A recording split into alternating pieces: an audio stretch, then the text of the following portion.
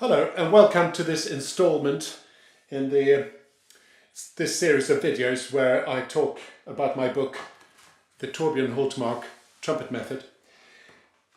We have got to a part in the flexibility section of the book which deals with pedal notes. Pedal notes are what we call the notes that are below the normal range. So notes that are below the low F sharp with all three vowels. Anything below that we call pedal notes.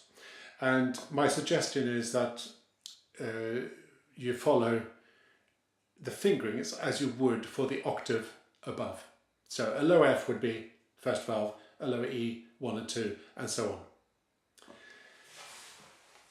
They are lip flexibility exercises really. And paradoxically, these low pedal notes, and sometimes really extremely low pedal notes, can be enormously useful for practicing, for strengthening the top range.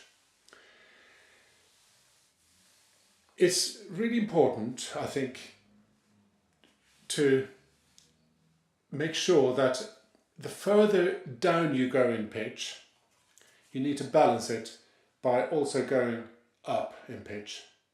What we're trying to avoid is gradually developing a way of playing which really just suits low notes, and we gradually lose the top range. You really don't want that to happen. So you start in the middle. As you go lower and lower, you also compensate by going higher. So at the end, you really have slurs that takes you right from the top of the range right to the very bottom of the range. And ideally with minimal embouchure adjustments. Don't try and stay absolutely still. If you can, then great. But we certainly don't want to change the embouchure. We don't want to change the position of how we play in any drastic way at all from low to high. That defeats the whole object of flexibility exercises, the point of which, of course, is to be able to be flexible enough to move from the top to the bottom and up again without any difficulty at all. Let me show you just a little bit of the first exercise here. It just is an exercise to practice the first few pedal notes.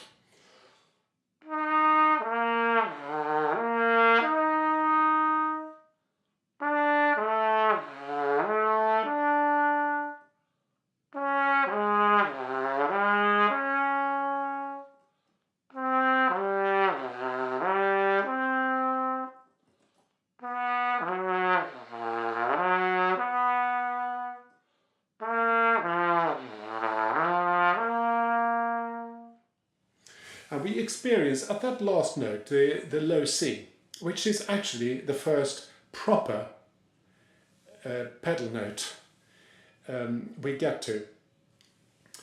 It takes a bit more. It's a bit harder to get it to respond well. So if this comes out, don't worry, just let it happen.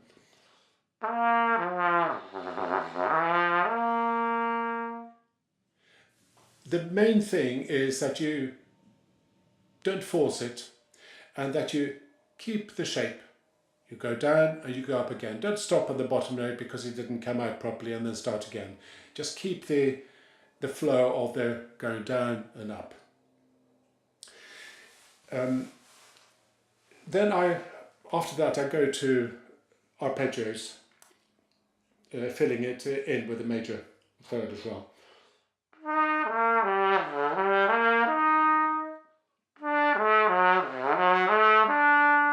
And so on. To go lower than that, in order to compensate, I add an octave up now. So I'm going to go from the middle C down to the bottom C and then take it gradually down.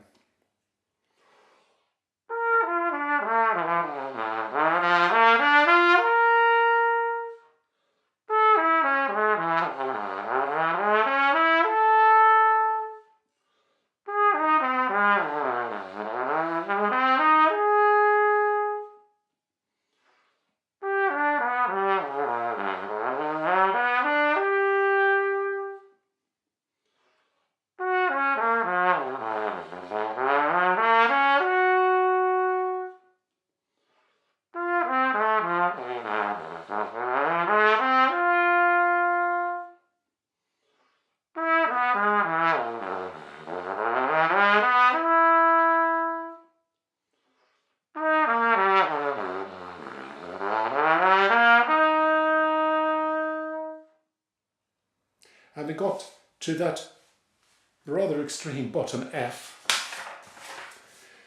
I now want to compensate again, so I'm going to add another octave from the top. So we end up with a 1, 2, 3, 4 octave pattern.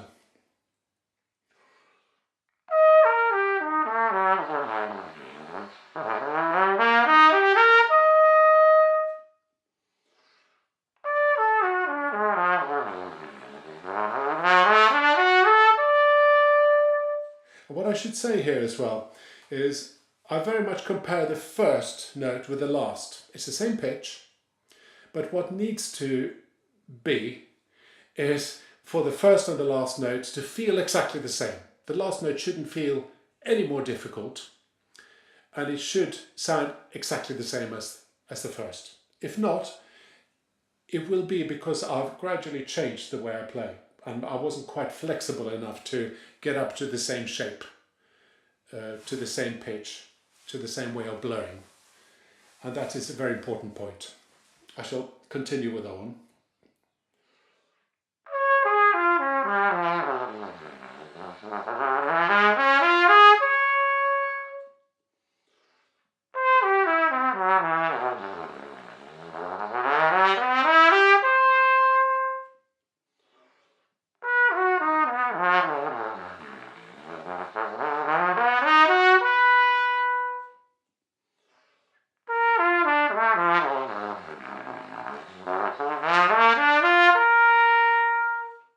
And again, now having got to that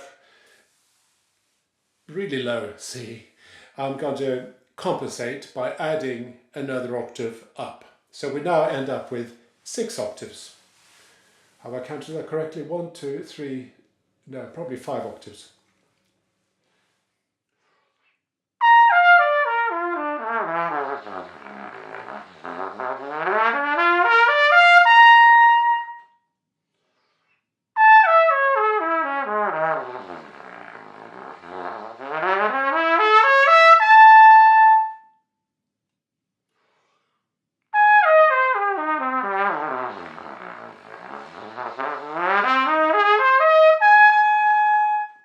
And so on. I probably wouldn't go much lower than that because I'm sort of struggling to find the pitches at that stage. It's a really useful exercise. Just finally, a little word of caution. If you practice pedal notes and you notice that actually I don't feel very much better doing this. I feel actually that my top range in particular is starting to feel a bit strained and a bit laboured. I suggest stop doing them. Don't do pedal notes for a while. You might come back to them. But it's important how we practice things as well. And like with everything, if it works, do it. If it doesn't work, don't.